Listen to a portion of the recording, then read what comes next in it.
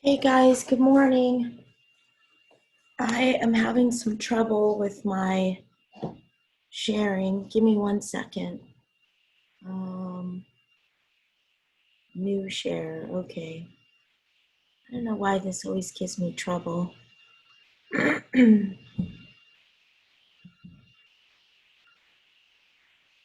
Okay, so we still can't see my Canvas screen. I'm trying to show you my modules. I want to scroll down them a little bit.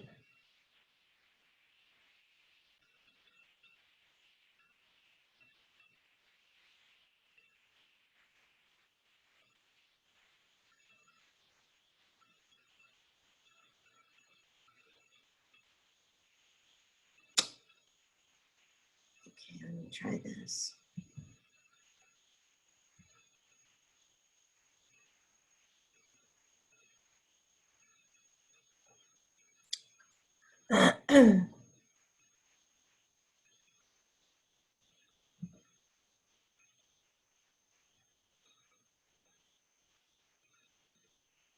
Your screen sharing has paused. Okay, I might have to get out of Zoom for just a minute. Give me 1 second.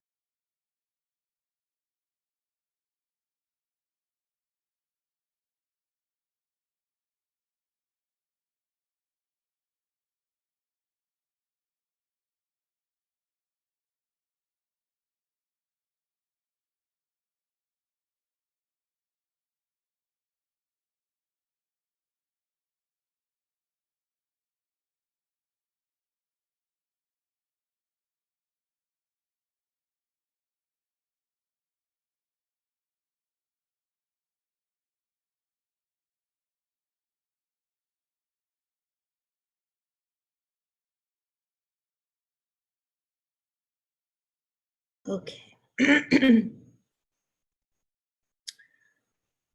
All right, guys, let me try this again.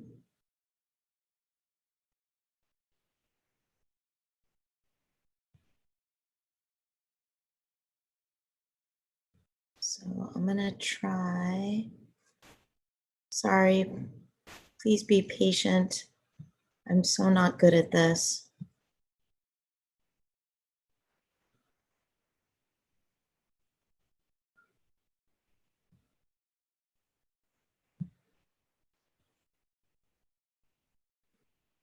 Okay, let's see.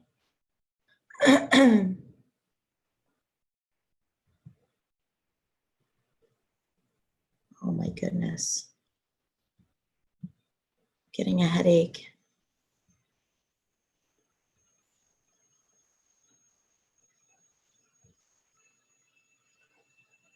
All right, so we're still only seeing Zoom stuff, I'm guessing. This is a bummer. I had it actually working yesterday. I don't know what's going on. Shoot.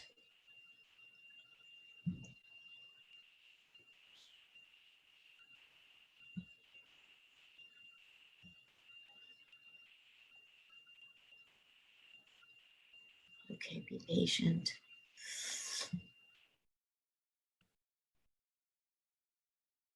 Okay, so we're still not seeing my Canvas screen. No Canvas. I see it right in front of me. Oh no. Okay, I'm not gonna take up your time. If we can't get this to work, I'll just speak, but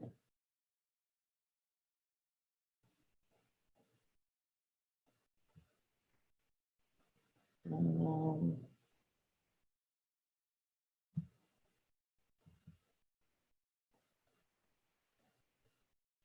all right. Can somebody let me know if we see that, the Canvas screen in the chat box? And I'm gonna start recording so this can be available.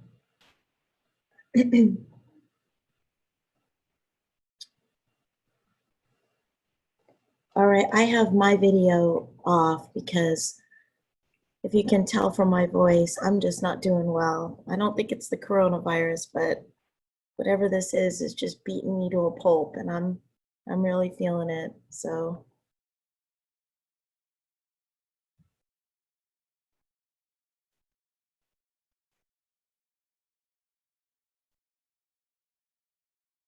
okay.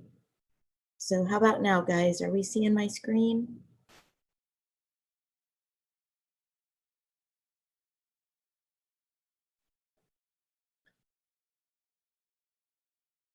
Yay, awesome.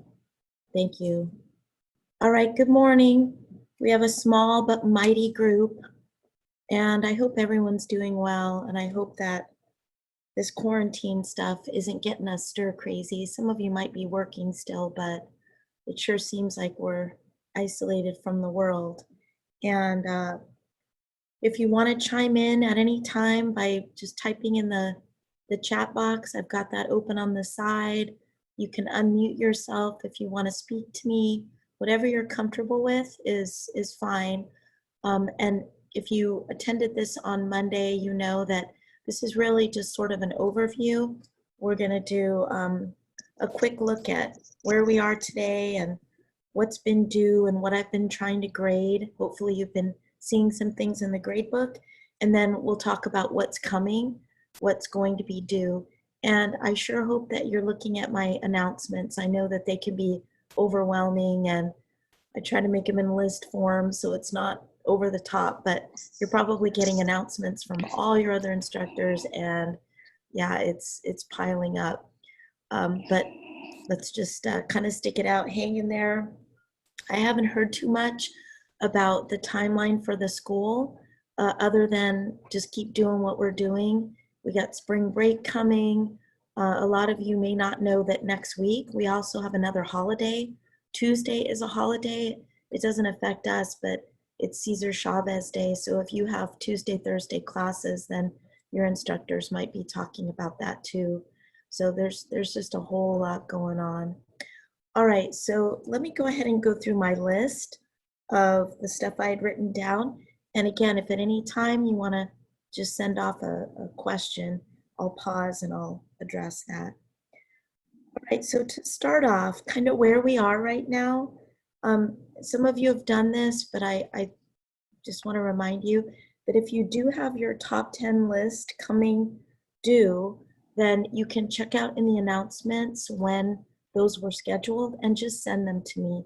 Send them to me through Yahoo is fine.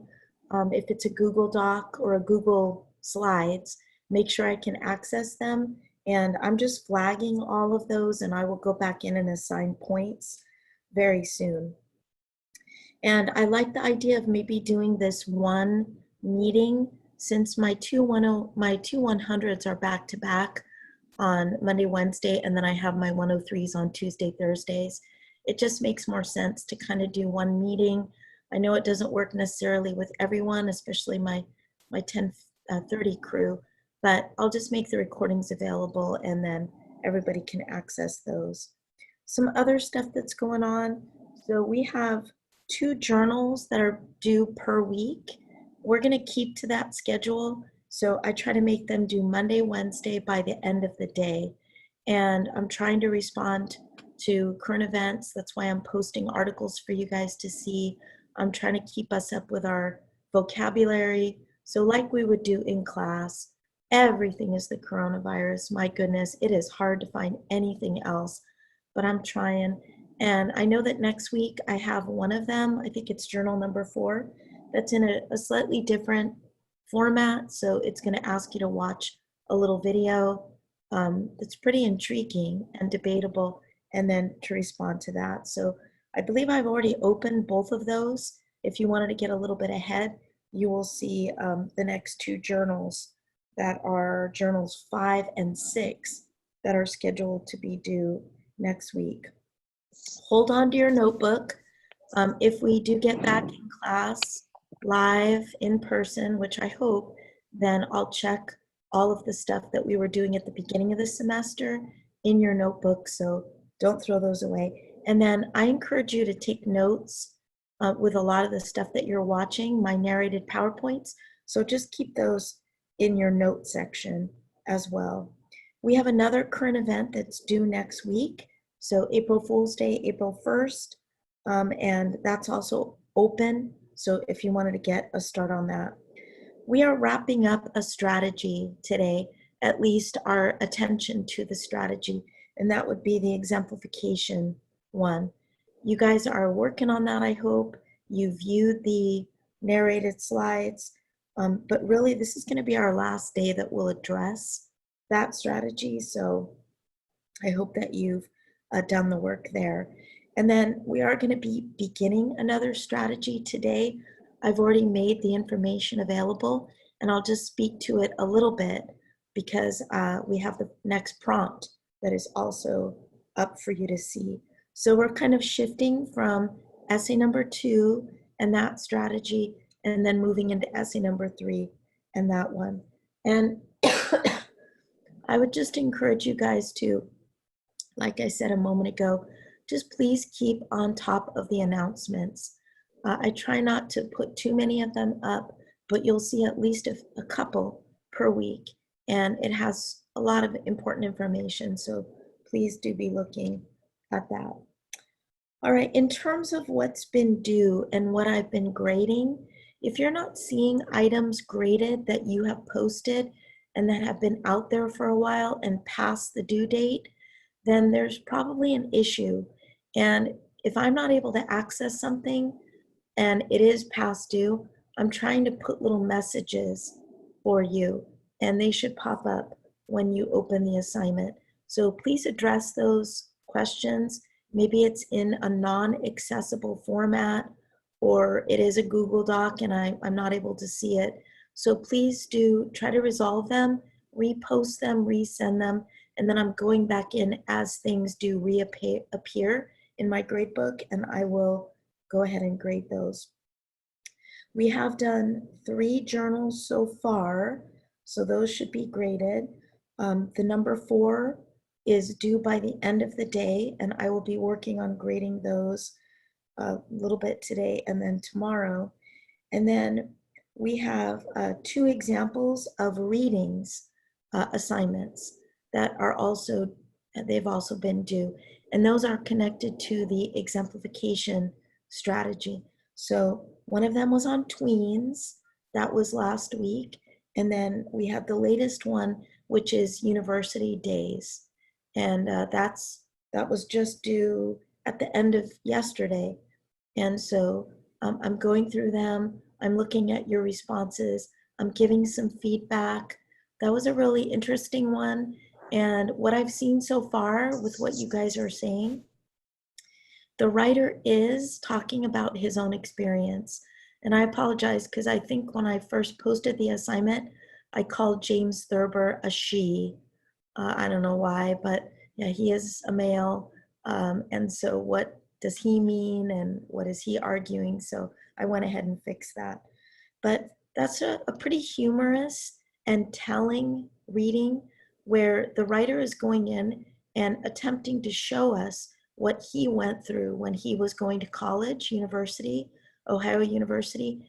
And so what I've seen is you guys are saying that he's describing with personal experience, real examples, the hardships that he's had in college.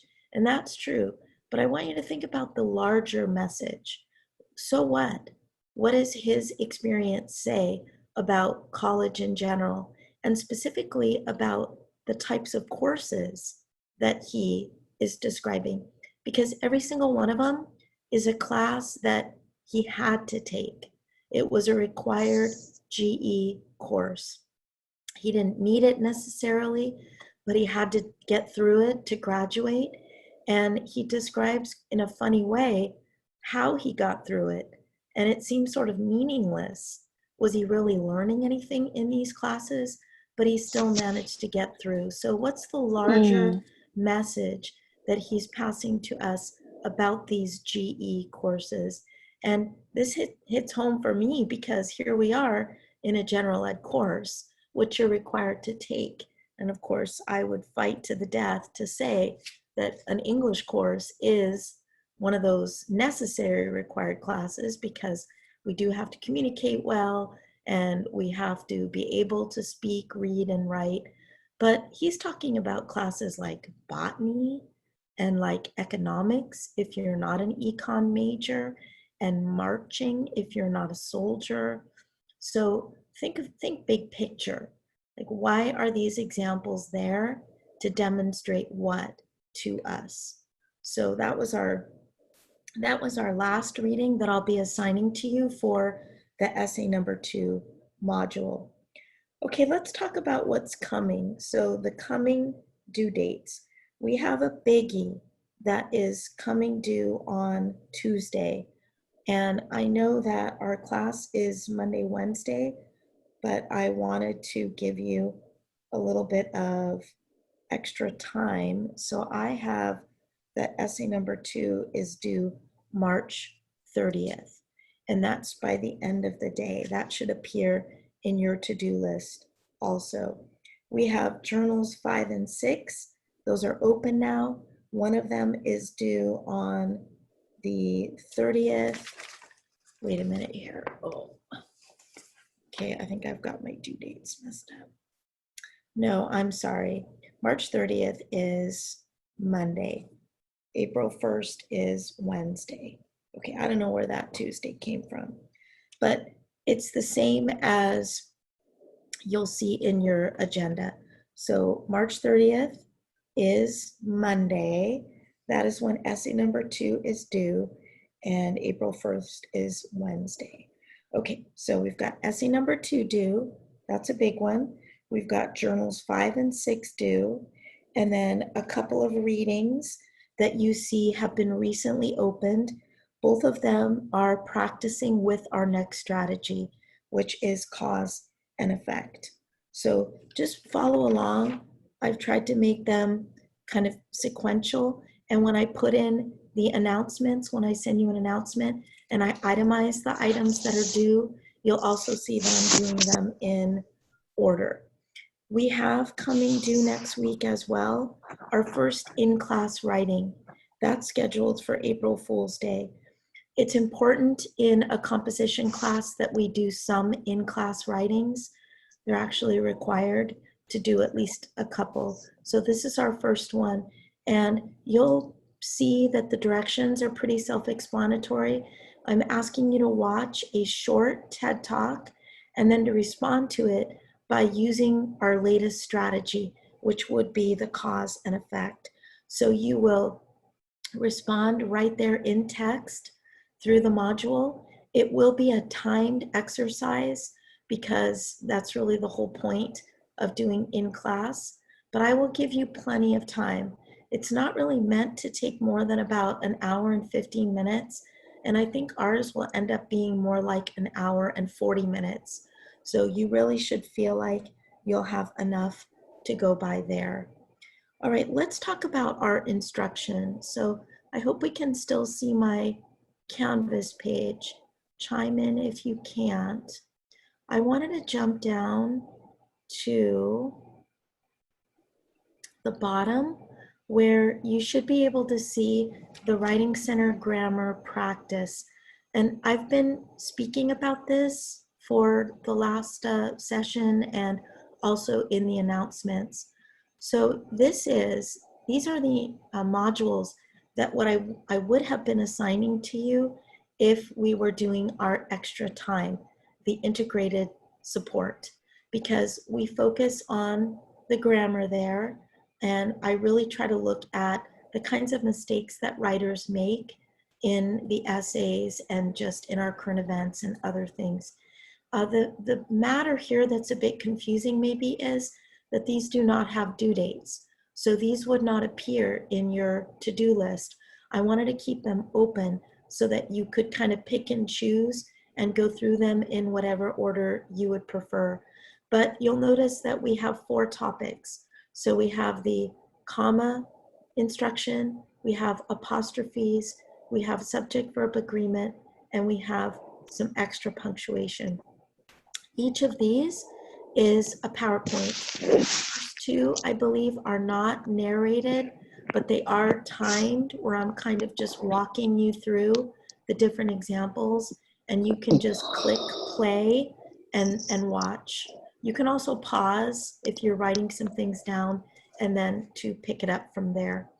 And then the last two, subject verb agreement and the extra punctuation, those are going to have some narrated PowerPoint, my voice, which is sounding a little bit better than it sounds today. So I'm asking that you pace yourself where it was really designed to be 4 weeks. We would have done one of these per week, and we would also probably have been doing some practice worksheets together, but I posted this last week, and so I would hope that you'd already done maybe one of them, whether it's the comma one, but now we should be doing apostrophes this week, and then next week subject verb agreement, and then the week after punctuation. So we were kind of told that this quarantine would last a month, and so that's why I had structured it so that there would be 4. If it ends up going longer than that, then I'll add a module and we can just keep that going. And the other thing to notice is that each of these has a quiz. This little rocket ship icon, I guess, is what they use to be a quiz. And so my hope would be that you guys would watch or look at the slides, and then you would do the quizzes. And your results go directly to me. They're graded quizzes. But as I mentioned last time, if you really struggled with this, and a lot of people struggled, and I'm seeing 4s and 5s, that's okay. That's good information for me, because that shows what it is that we missed. What are some of the comma rules that are a little trickier than others? And we can speak to them during these sessions. I would like to see a lot of 9s and 10s, but I'm not going to necessarily make that grade count. If we can go through and talk about it, and maybe I'll put up a few other quiz questions that you can go back into and try again, that's okay. Then we can all end up getting 9s and 10s. But it's really important that we start those. So please kind of put it on your to-do list that you want to go in. In this order is fine, whatever order you prefer, but I'd like to see people beginning those quizzes and how we're doing with that. So if anybody has questions about those modules, please chime in, or if for whatever reason you're suddenly not seeing them, please let me know that in the chat box, and I'll figure that out. Okay, so that's, oops, I didn't mean to do that. So that's just sort of at your own pace, but getting some important grammar structure. Okay, so let's go back up here. You won't see all of the things that I'm scrolling by because I haven't opened them yet. But let me put up here, excuse me. Let me put up essay number 2 module, which I hope that everyone by now or later today or tomorrow, we've all gone through all of these items. In this order too would be great, because it really is designed to go in this sequence. And the only item that you might see here that you don't see in your own module is this one called notes, because it's really just the same thing as the lecture. And I was demonstrating this last time, but who knows if my screen was even working. But really the best way to do these modules, the way that I've designed them, is to do them in order. So first you watch my narrated PowerPoint, and then you would go ahead and look at the intros, conclusions, and titles, because those are part of essay number 2, having an excellent hook, a full introduction, full conclusion, and then fancy schmancy title. So those are all instructional. Take notes in your notes section would be awesome. This is the one I don't have available to you, so I will skip that. And then here's our prompt, of course, which I hope we've all seen, we've thought about, we've chosen our sin, we're looking at examples, we're following the outline that I have available for you there. And then the chart, you may or may not choose to use this. You could print it out, you could just do it on your own paper, but it is helpful to itemize the events that we see going on in the world that we could fit into these categories. You know, I'm just watching the news in the background here, and they're talking about the stimulus package that was passed at midnight last night in the Congress. Trillions of dollars being put into the economy to help with this shutdown, especially those who are not working right now. And people are saying, wow, these politicians are greedy, because they're not only asking for money for the coronavirus, they're asking for money to fund a performing arts center in Washington. They're asking for money to advocate the Green Deal and energy. And I think the original plan was to support money to fund abortion. And you're seeing some news people say that that's just greedy. That's not dealing with the issue at hand. So look for things like that, and then see what you have the most of and have that be your chosen sin. And then the example, which I was really hoping you would print this and then use that while you would watch me go through the annotation. And I'll tell you, I'm going to be doing this very same thing with essay number 3. I have a sample for you, and I'm going to annotate it so that you can see what a really good student essay looks like, what the parts look like. And then after that, there's this super shortened version of citing with respect to essay number 2. And I say that it's super shortened because I'm not expecting you to have the full citation, fully, properly MLA cited, works cited page for essay number 2. But I am asking that you use outside sources. You have to, because you're using the real life examples of these sins going on in the world today. So this is just walking you through how to find examples, whether you're using our library databases or you're using Google for news. And it talks a little bit about how those things get integrated into your essay through paraphrasing or direct quoting. And then to complement that, I also have this, which I'd recommend that you print out, this short document, which goes through how to access, gives you some ideas for that, and then how to use the evidence and integrate the evidence. So either through paraphrasing or through direct quoting. And I just graded a whole set of papers for my English 103. And God love them. They're awesome scholars, just like you guys, but they tended to overquote. You know, we can get caught up in this copy and paste phenomena where we just sort of find something in a source. I like that, and then we copy it and put it into ours. But remember, you should be selectively quoting. The only information you should be quoting would be from people who are experts. And in your case, those would be people who are the sinners themselves. So if we're accusing Speaker of the House, Nancy Pelosi, for being guilty of the sin of greed because she's asking for all this extra money in the stimulus package, let's see what she has to say. Or let's see what other congressmen have to say who are accusing her of greed. If you're using Harvey Weinstein, and I guess he has the coronavirus, if you're using him as an example of lust because of the way that he assaulted those women, then let's see what he has to say. Or let's see what some of the women are saying about the way that they were victims of his lust. So that would warrant a direct quote. But everything else, if you're just maybe dealing with the statistics around domestic violence, and you're using that as an example of wrath, or if you're using some studies that have been done lately about the rise in white pride groups, the neo-Nazis, and how they're getting stronger, those studies can be paraphrased. Those studies can be just put in your own words and your own style and described within your paper. They do not need to be directly quoted.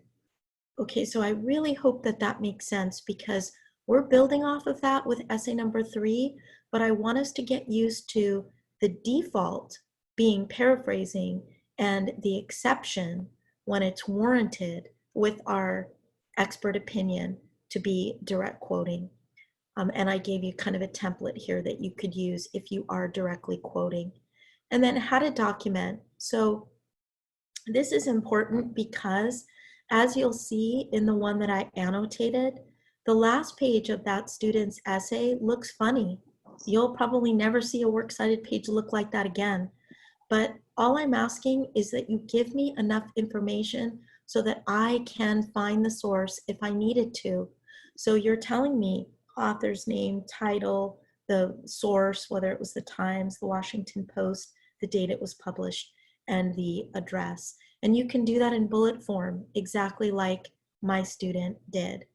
So that page will change quite a bit as we do essay number 3. But for now, just follow that in your own example. So I believe that was the last item. Yes. So that was the last item that you see. Notebook check, we're not dealing with that right now. Okay, so before I go on to a little bit of a preview of essay number 3 and what you guys should be working on once you've completed the 7 deadly sins, let me just ask if there are any questions, or since I'm not hearing from anyone, I'm a little worried. We have a small, mighty group, but can somebody maybe just type into the group chat that you're still seeing and following along with my screen? You're hearing me okay in my raspy, sick voice, and everything is proceeding smoothly? Can I just get an okay with that? Terrific. Okay. Thank you, Leah. Okay. So let me go ahead and move into the module that's coming. And that would be essay number 3. Okay. Now, I opened up a couple of these this morning, but they're empty because I wanted to at least have you see the placeholders for this. I apologize. You guys have such a full plate with everything that's going on. I know that. I see it with my own kids and their whole online instruction. But I wanted to just let you see this because whenever you finish essay number 2, which I hope is not at 11:59 on Monday, but whenever you finish that, I wanted you to have the opportunity to move ahead. And even if you're still working on essay number 2, I hope that you are beginning to look at the items associated with our next strategy. So with essay number 3, let me walk you through this, and then I have just a few other quick announcements. So essay 3, as you can see, is called the cause-effect strategy. We are finishing up with the exemplification illustration strategy, and we already completed the narrative descriptive strategy. So this is our third one and our third essay. When you click on this narrated PowerPoint, which you might have already gone through this, it's a little lengthy. This is partly why my voice is gone. But if you have not looked at this yet, please start here when you begin, because this is the same lecture that I would have gone through in class. And it is, it is 40 minutes. It would have taken an entire class because I'd be stopping and getting some of your input and we'd be talking. And so believe it or not, this is the abridged version, but 40 minutes may seem like an eternity. Stop and start, have some snacks in between. But yes, this is the meat of it. This is going to go through the what, the why, and the how that we've seen with the previous strategies. So what is cause effect? And noting that that hyphen, the hyphen between cause effect, is an or, because you are going to have the option of doing one or the other. You're going to deal with reasons or results. Okay, so it will define it and explain what that means. And then it will talk about why we have to use this strategy, What's the primary relevance? As we saw from exemplification, the relevance was to make the abstract concrete, to make sense of the paint splatter on the wall by using our examples. In the case of cause-effect, the relevance is to show connections. How do events or ideas or even people, how do they connect to one another in a causal relationship that one causes the other, or in an effect relationship that one is the result of another? And what I'd really like you guys to focus on as you go through the slides is the part that addresses those three considerations, because this is what makes cause-effect unique to other strategies. The three items that are specific to cause-effect, and you'll see some terminology, and so please just look through that carefully. You will need it as you address your prompt. And speaking of prompt, so once you've viewed the slides, and as always, feel free to send me any questions if you have them while you're viewing, right? Email me the questions, totally fine. I'm checking that all the time. Okay, but let's talk about the prompt. So I know, again, this is so weird because we're juggling two prompts now. You're still dealing with essay 2, but now we've got a new one before us. All right, for this prompt, we're looking at analyzing causes or effects. We'll talk about the due date in a minute. This is about a 3.5-page paper. And I know that for essay number 1, or I'm sorry, essay number 2, we're kind of around the same lengthwise. I would say that 3.5, though, is the bare minimum. Most of what I see from scholars is over 4 pages. I think that you can pretty easily get more than 3.5 pages. We're talking about a minimum of 5 sources. So what I mean by that is that you are consulting at least 5 outside sources to find your information. And this is different than essay number 2 because we are going to be using those sources correctly with MLA documentation, and you'll see how in a little bit. All right, here are your options. So we have 3 general areas where you can be pulling your topic. If you choose to do number 1, you're going to be fairly standard. This is why I call it traditional. This is comfortable. A lot of writers go with this because this is kind of what we would expect. A traditional topic is usually taken from one of our journals or one of your current events because it's what's going on right now. It's in the news. So I suppose it could be the coronavirus. But what you're doing is you are going to be explaining the causes or the effects associated with that topic. Now, remember, this is not just information. You are not just going to, let's say that you did the coronavirus, for example. You're not just going to be saying why people get the coronavirus, because that's just duh, right? That's not forcing us to debate. Now, if you wanted to, as you would see from the narrated slides, if you've watched them already, if you wanted to assign blame to something, if you wanted to attribute that there is a reason why the coronavirus is spreading, and that could be debatable. Maybe you want to blame the government. Maybe you want to blame parents for not keeping their kids home when they're sick. That is an issue where we could differ in terms of the blame. So anytime you're looking at cause, a good way to create an argument is to assign blame. Another consideration that you might have when it comes to cause is not necessarily the pointing blame at something, but talking about there being a justifiable reason. That word justifiable immediately implies judgment, right? And this paper is about judgment. We are not doing shoulds here. These are judgments.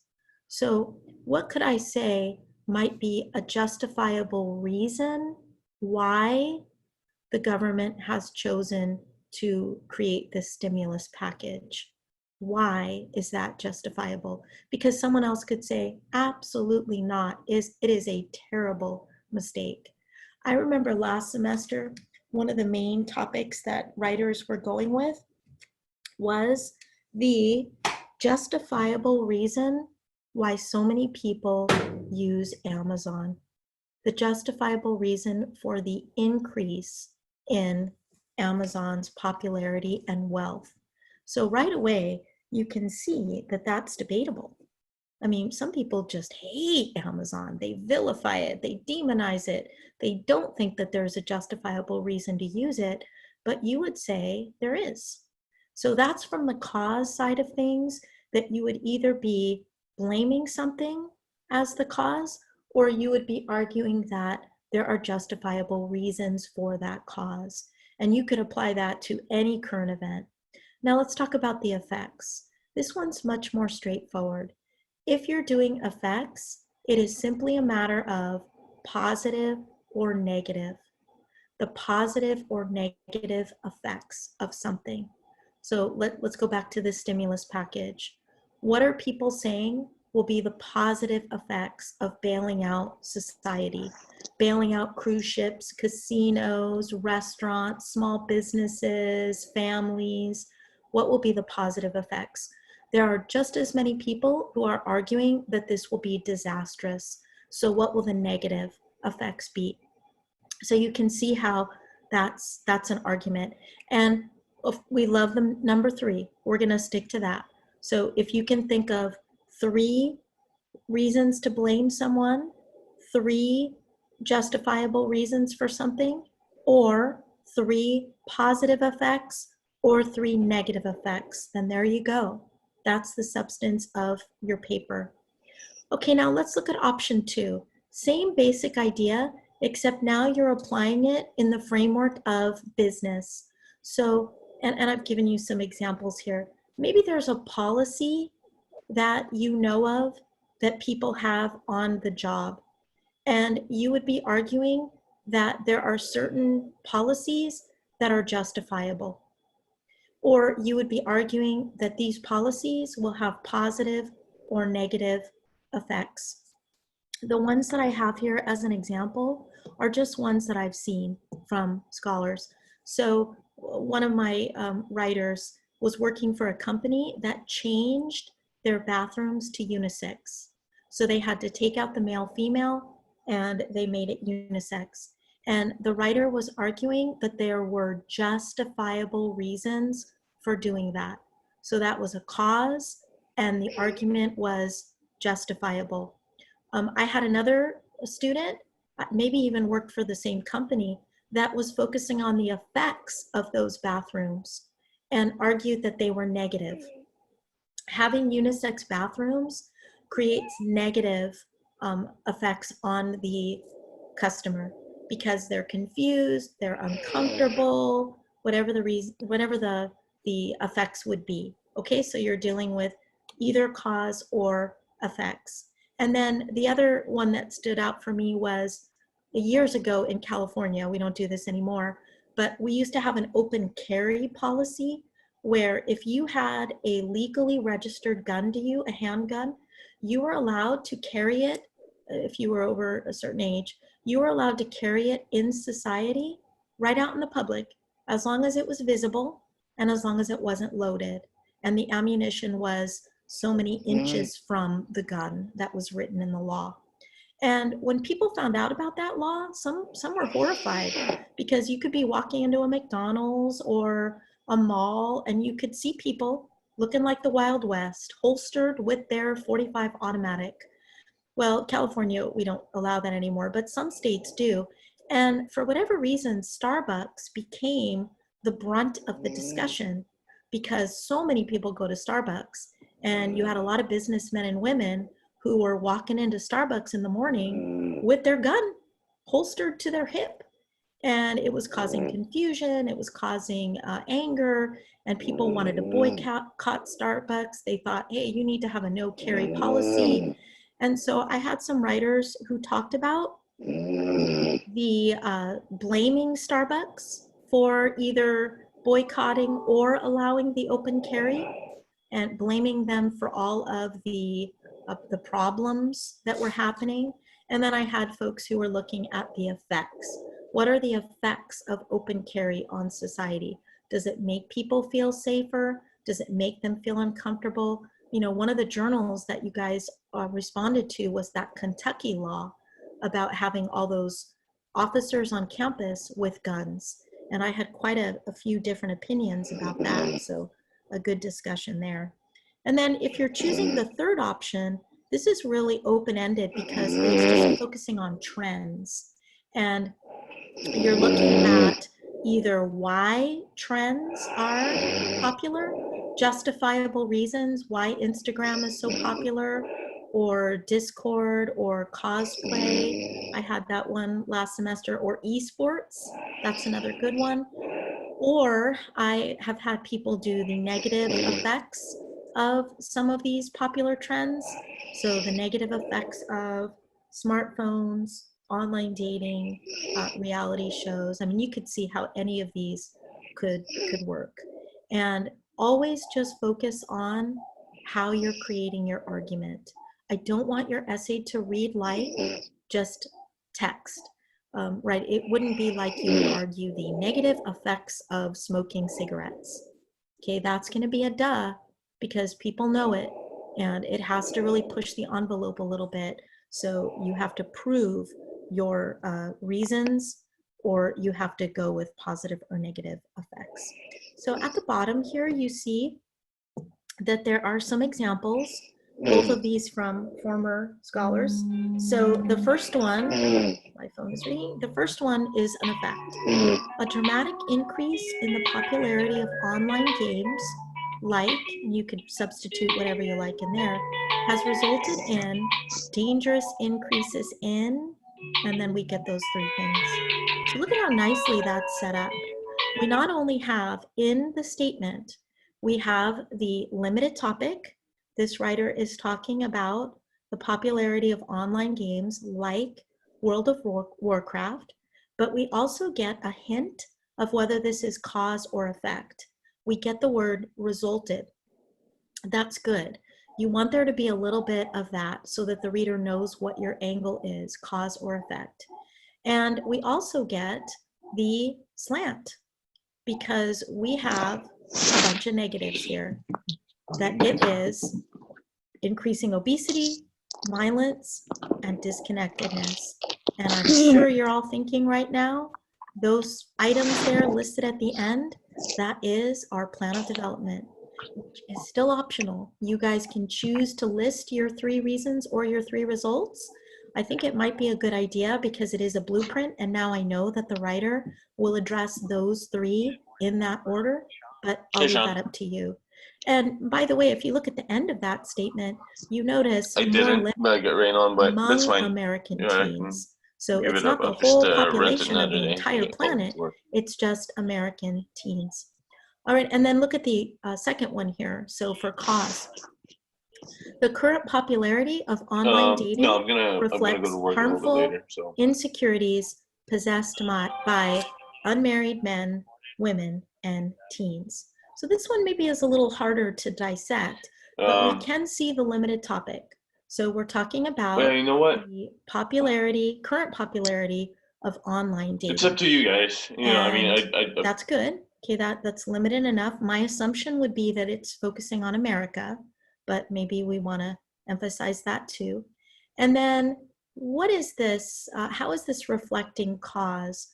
Well, it looks like we are pointing the finger at this popularity at the insecurities of unmarried men, women, and teens. We are blaming their insecurities for this popularity, and we are slanting it pretty clearly with the word harmful. So we see that in that second example there, we're not just talking about online dating in general, we are pointing the finger at what is making it so darn popular. I could just as easily have switched that second example and made it an effect. I could have talked about the negative effects of online dating, but instead I am blaming why it is so popular today. Now, following this, you will see, like we've had with our previous 2 essays, you will see an outline. And if you'd like to print this out and use it, that's great, or however it works for you on your own paper. But you'll notice that if I were to number these, our first paragraph is the introduction. The second paragraph, this is a paragraph all its own, is background. And then we have our 3 body paragraphs where it is an or. So you're dealing with first, second, or third cause, first, second, or third effect, and then we have our conclusion. So this is a variation, sort of like what we saw in essay number 2 of the 5-paragraph essay. The addition is coming in that second paragraph because we've seen this now twice before. The second paragraph in our first essay was context. Who is John Swales? What are we going to say about these 6 characteristics? The second paragraph in our second essay was the context of where did the 7 deadly sins come from historically, and what is your sin by definition? Well, same thing here. This is providing background. If you're going to talk about esports, then I want to know a little bit about when did esports originate? Where did they originate, and how do they work? If you're going to talk about open carry laws, where are they legal? What do they allow? What do they not allow? Cosplay, I remember that one because I'm not really up on cosplay, but what's the background? So where does it come from? How many people participate in it usually, etc. And notice that I have these suggested page links again. So we don't want our intro and our background to take us over a page. We still want to make that be maybe about 3/4 of a page is fine, because we want the gist of it to be in our body. So then we have the first, second, and third. And notice this keyword here where it says cited, cited evidence. We did not have to cite our evidence in essay number 2. We had to bring up evidence, but it didn't have to be properly formatted using MLA. This is what will be added. And I'll show you in a moment where you're going to find it, but you will be able to look at some instruction on how to do that. But these paragraphs will be filled with evidence of your causes or effects. They're a little bit longer, so you'll notice about 3/4 of a page, and they will have the citation. The third cause or effect, you do want to star that. You want that to be, remember the language that you hopefully saw in the narrated slides. You would like this to be, now I say best, but let's give that a different word. We want this to be our ultimate. Okay, from your narrated slides, you are going to see the language of immediate to ultimate. This is the way you want your progression to go. So the first couple of body paragraphs will be more immediate, and you're leading toward the ultimate. What is the ultimate cause? What is the ultimate person or group that we should be blaming for whatever it is you're discussing? What is the ultimate effect? What's the long-term ultimate effect of this bailout package going to be? So this is how you want to set it up so that by the time the reader finishes that third paragraph, we are truly getting more of a sense of, wow, this is the one we should blame. This is the root of the problem, or this is where we're headed if it is the effect. Okay, and then the conclusion, if you looked at the PowerPoint on intros, conclusions, and titles, what you did for essay number 2, you should repeat. Same kind of conclusion strategies that we want to be using from now on, and about 1/4 of a page is fine. Okay, so stop me if you have any questions, because I'm going to show you this last little bit here that I haven't put up yet, but you'll see it on your canvas, and when you click it, you'll just see that it's empty. Okay, so actually you should probably see this. So after you've seen the prompt, you will see one of my handy dandy videos which will be like essay number 2, where I will give you the student model. So I'll allow for you to print that out, and then I will show you my hand annotating it, and I'll be breaking it up into what are the necessary parts. How is this writer using evidence? How is this writer using topic sentences, concluding sentences, the length of paragraphs, right? We'll go through the whole thing. So my goal, I'm hoping that my voice will sound a little bit better, but my goal is to have that ready for you by no later than end of day tomorrow. You'll have it by the weekend for sure. And then whenever you start essay number 3, you'll have that as the model. And then the final part of this module, which also will be added, is going to be a big one.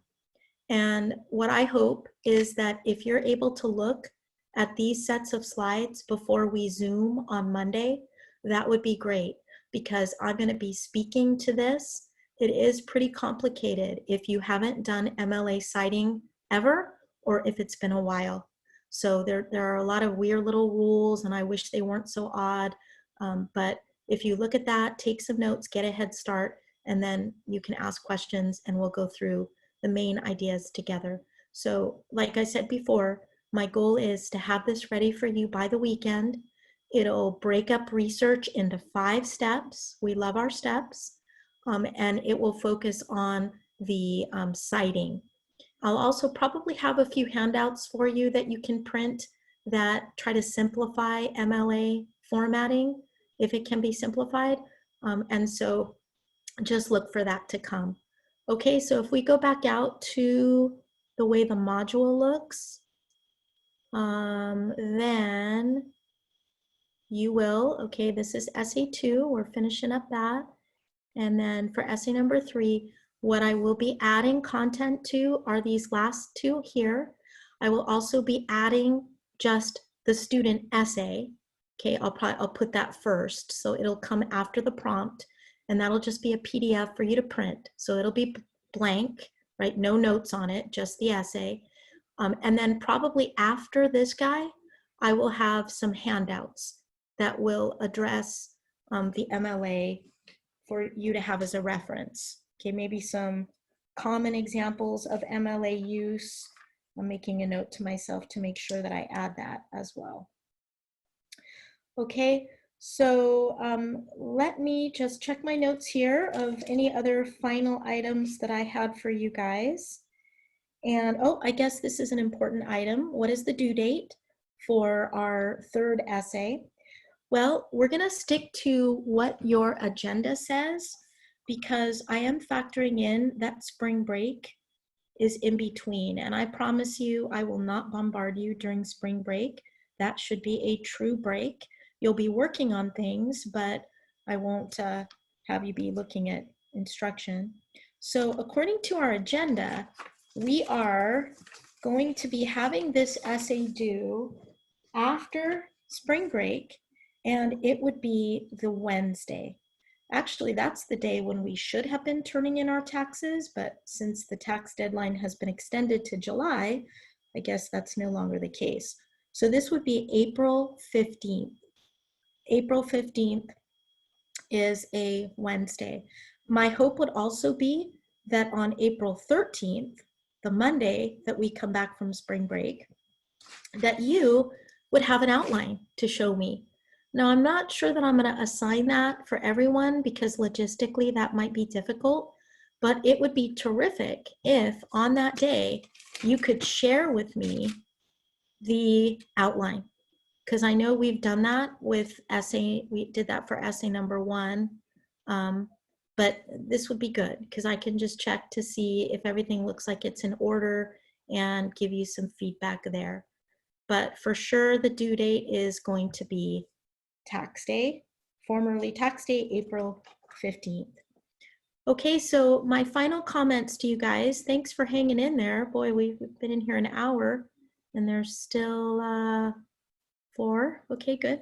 But my final comments would be later on today to be looking for announcements that I will send out, kind of itemizing everything that we talked about. what's due, what's coming. I'll make the recording available, so you'll have a link to that if you'd like to review anything and hear my raspy voice again. And then a reminder too about the Writing Center. We've been having a few glitches, unfortunately, with that. The Cranium Cafe that we use was down. They were updating it yesterday. So that was a real pain because we have instructors that are available for you. And I don't know if you can see it, but when I go to my home, so whatever your home looks like, my dashboard actually, all of your classes appear here. Well, if you follow that link that I had sent in a previous announcement, then it should show up like this on your dashboard. You should see something that looks like the Writing Center.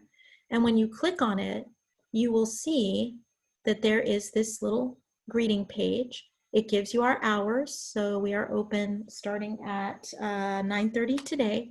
And if you did want to see if an instructor was available, then you can click on the Get Help Now. And it should be operating today. But you'll see which instructors work in the Writing Center, okay, including myself.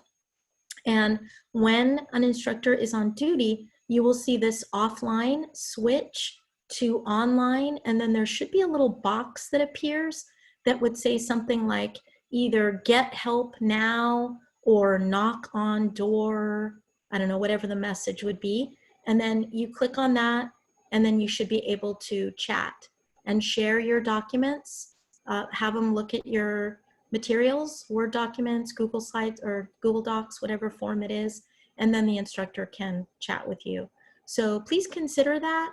If there's a wait, you'll be put in the lobby, and Donna Collins is, our tech person. When she's online, you can always ask her a question. She can kind of let you know what's going on and how things are working. So that's really a good feature if you want to get some help that way. All right, so I am going to sign off unless there are any questions that you guys have. What are we up to? Okay, we've only got 3 folks left. A couple folks actually. Okay, so Luis, Sarah, wow, you guys are good. So if you have any questions, I'll wait until either you sign out or until you have posted them in the chat. And then I will make this available to everyone.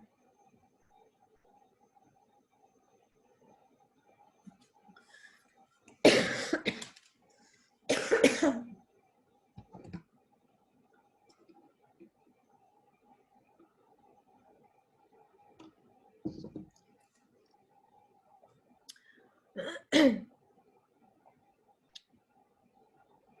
right, so, oops. So I'll be ending the meeting.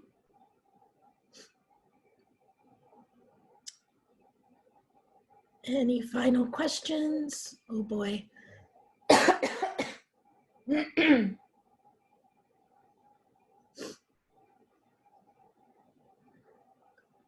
Okay, so I'm signing off, and I hope everyone has a good rest of the day. Stay healthy, keep your voice,